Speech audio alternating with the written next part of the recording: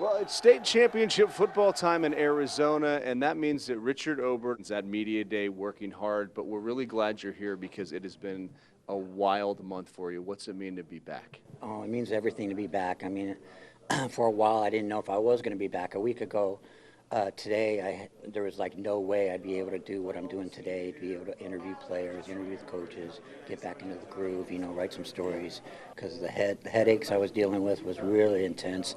But I feel so much better after last week to this week, and I'm just going to persevere and just give it my all.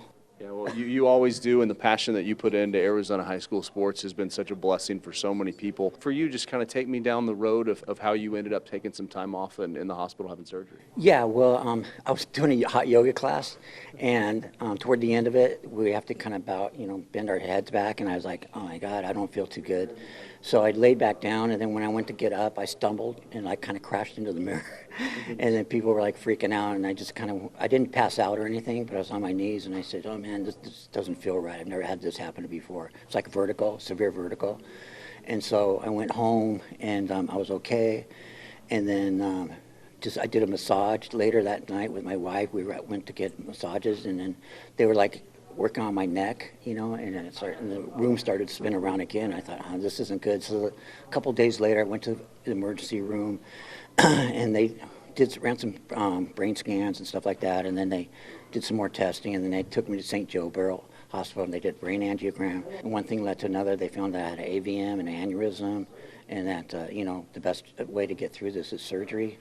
So all of a sudden, I'm like scheduled for surgery November 13th, and it's a 6-hour process. I was like, this is crazy. I never expected to have brain surgery at my age because I'm 67 now. I just thank God. I thank all my friends. I thank people like you that reached out and gave me good wishes, and it just means a whole lot. This whole community kind of came together to help me through this. I know you set the goal to be back on the sidelines of the state football championships. That's bold, but what did it mean to be back? And be back? It meant I had to follow through. There's no way I was going to not come back after I put that out there. But it means a lot to me to be able to come back, and even if I'm not 100%, at least I'm out here. At least I'm enjoying, what I do, what I love. It's always been a passion. Never felt like work for me, just writing stories. And just to be out there with the kids and be able to watch them play and have success and raise the trophies, this means everything to me. I mean, what do we expect here when Chandler and Basha line up? Can expect anything from Chandler because they're so good at changing things. Ty Wisdom has come in and kind of changed things up, and it's been a spread offense, and then against Hamilton he goes smash mouth. So who knows what he'll do against Basha, but he's really good at adjusting during the game. And Basha is just rock solid. I had them as my number one team heading into the season.